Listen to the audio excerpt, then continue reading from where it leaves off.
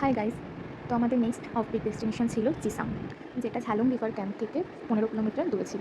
রাস্তা খারাপ হওয়ার জন্য সময়টা একটু বেশি লেগেছিল, প্রায় 1.5 ঘন্টার কাছাকাছি। তারপরে আমরা পৌঁছে যাই এই সুন্দর রিসর্টটা, যেটা ছিল the wild wood retreat homestay. Upper জিসাংয়ে মেইনলি দুটো হোমস্টেই ছিল। অনেক সার্চ করে রিভিউ দেখে আমি এই হোমস্টেটা প্রি বুকিং করি আগে থেকেই। এই হলো আউটসাইড ভিউ আমাদের হোমস্টে। তো এখানে যেটা ঘেরা রয়েছে ওখানে এখন কাজ চলছে, ওটা বললো ক্যাফে হবে। আর ওই যে আমি হাত দিয়ে রুমটা দেখালাম, ওটা ছিল আমাদের রুম। আর পাশেও দুটো রুম ছিল।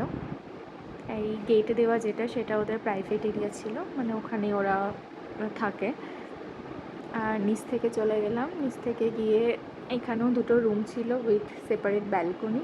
ওদিকের গেটটা বন্ধ ছিল, আমি দেখাতে পারলাম না, দূর থেকে দেখা যাচ্ছে ওখানে দুটো রুম ছিল উইথ অ্যাটাচড ব্যালকনি। আর সামনে জাস্ট ভিউটা দেখো, ওপারে পুরো ভুটানটা দেখা যাচ্ছে, খুব সুন্দর ছিল। আর এখানে একটা ছোটো মতো কটেজ ছিল, প্রাইভেট রুম ছিল।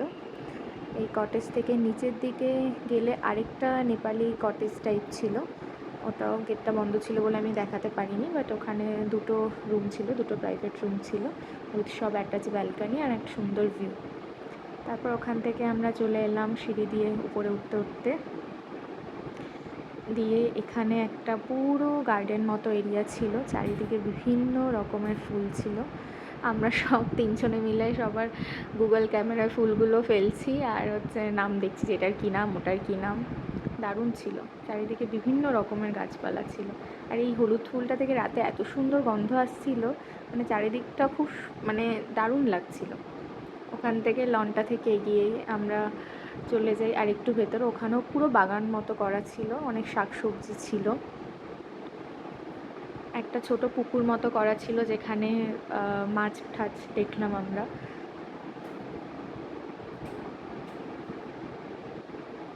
এখানে অনেক রকমের টব, অনেক ফুলের গাছ, সবজির গাছ, সব কিছু লাগানো ছিল ওদের।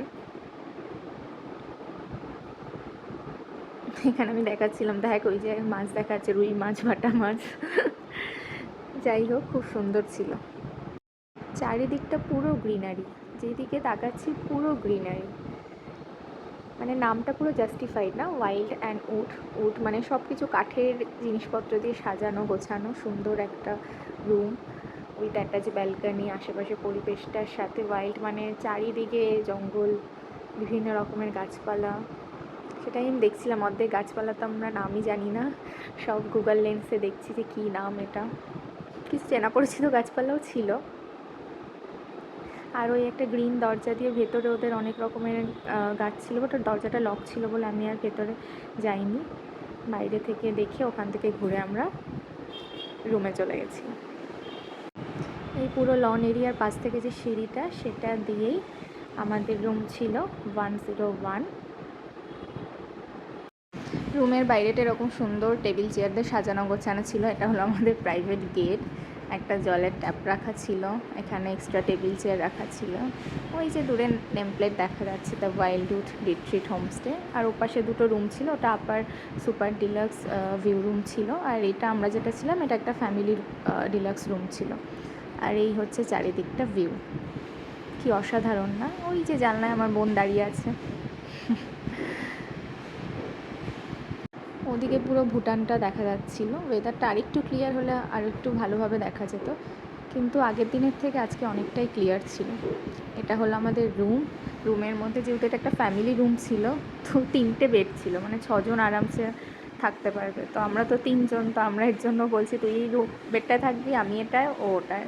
তো এইভাবে 3জনে, সেদিন আমরা 3জনে ইন্ডিভিজুয়ালি 3টে বেডে শুয়েছিলাম। আমি একটাতে, আমার 2 বোন সিঙ্গেল সিঙ্গেল আরেকটাতে ছিল। আর যেদিন আমরা এন্ট্রি করেছিলাম সেদিন এরকম মেঘলা ওয়েদার ছিল। আর এটা হলো ওদের বাথরুম এরিয়া। এই যে আমি, তো আমরা একটু ফ্রেশ হয়ে চেক ইন করে চলে গেছিলাম লাঞ্চ করতে, কেন অলরেডি 3:45 মতো বাজে, খুব খিদে পেয়ে গেছিলো। আর এই হলো ওদের ডাইনিং এরিয়া, খুব সুন্দর ছিল। এই সিটটায় আমরা বসেছিলাম। পুরো বাইরেটা পুরো ক্লাউডি, তো আমি বোনকে বলছিলাম জানলাটা খুলে দে, জানলাটা খুলে দিল। পুরো মেঘ যেন ভেতরে চলে আসছিলো, তার মধ্যে আমরা বসে বসে লাঞ্চ করছি, হালকা হালকা ঠান্ডা লাগছিল। তো আমাদের সঙ্গে লাঞ্চে ছিল রুই মাছ, একটা পটল আলুর তরকারি, ভাত, ডাল, একটা স্যুপ, আলু ভাজা, স্যালাড, এইসব দিয়ে আমাদের লাঞ্চটা খুব ভালোভাবে হয়েছিল। খাবারের কোয়ালিটিও খুব ভালো ছিল।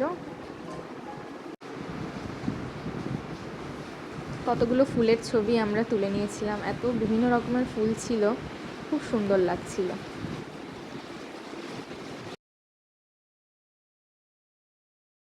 তারপরে সুন্দর ভিউ দেখতে দেখতে জানলার পাশে খাটের উপর আরামসে বসে আমরা গল্প করতে থাকি। গল্প করতে করতে প্রায় সন্ধ্যা হয়ে যায়। তারপর 6:30 7টা নাগাদ আমাদের স্ন্যাক্স দিয়ে যায়, ভেজ পকোড়ার সাথে চা আর কফি ছিল। তারপর আমরা বাইরে যে চেয়ার টেবিলটা ছিল ওখানে বসে আরামসে বসে চা কফি আর পকোড়াটা এনজয় করতে করতে খাই। পুরো ক্লাউডি ওয়েদার ছিল আর হালকা হালকা ঠান্ডা মতো লাগছিল।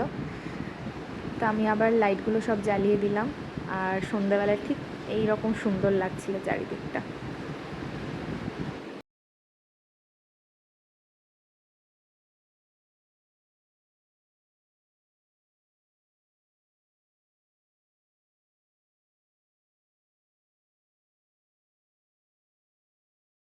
আর এটা হলো আউটসাইড ভিউ সন্ধ্যাবেলায়। 6:30 7টা নাগাদ ওদের গেট বন্ধ হয়ে যায়। সেটাই আমি বলছিলাম যে গেট বন্ধ হয়ে গেছে, আমরা এখন এই রুমের মধ্যেই বন্দি।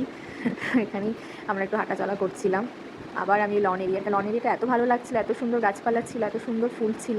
তো আমি ওই জায়গাটাই রাতে আবার স্ন্যাক্স খাওয়ার পর ওখানে একটু হাঁটাচলা করছিলাম। আর এই ডগিটা এদের এখানেই থাকে।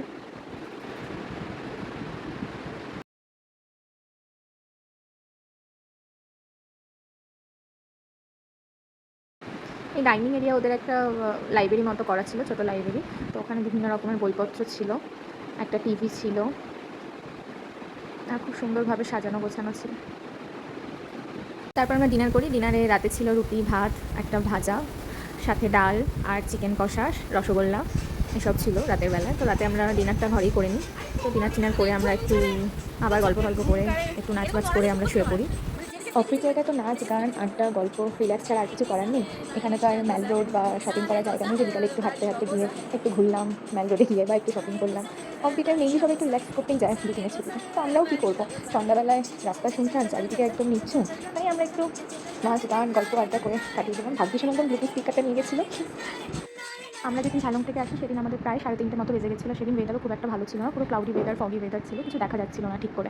এর জন্য নেক্সট ডে মর্নিং উঠে যখন ওয়েদারটা এত সুন্দর ক্লিয়ার হয়ে যায় তখন আমরা এই ভিডিওটা শুট। এটা হলো পরের দিন সকালের ভিউ। আমি বারবার উঠছিলাম যে ঠিকঠাক ক্লাউডি যেন না থাকে, যাতে আমরা সকালে সুন্দর করে ভিউটা দেখতে পারি। তো জানলা খুলেই দেখছি খুব সুন্দর ক্লিয়ার হয়ে গেছিলো। তো 2-3টে আমরা ভিডিও করে নিয়েছিলাম। তারপর এত সুন্দর সকাল দেখার পরে আমরা চলে গেছিলাম ব্রেকফাস্ট করতে। ব্রেকফাস্টে ছিল লুচি, আলুর তরকারি, আপেল, সাথে ডিম সেদ্ধ আর চা কফি। ব্রেকফাস্ট খেয়ে আমরা একটু হাঁটতে বেরিয়েছিলাম।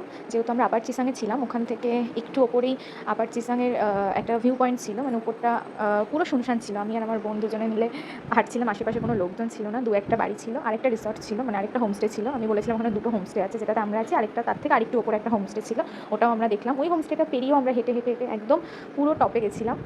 যাওয়ার পথে ঝিরিঝিরি একটু একটু হালকা হালকা বৃষ্টি হচ্ছিলো আর এরকম একটা ভিউ ছিল। কি সুন্দর না, মানে চারিদিকটা সবুজ। মানে আমি ওটাই ভেবে যাচ্ছি যে এত সুন্দর হয়তো এই ওয়েদার বা এই টাইমে না গেলে হয়তো দেখতে পারতাম না।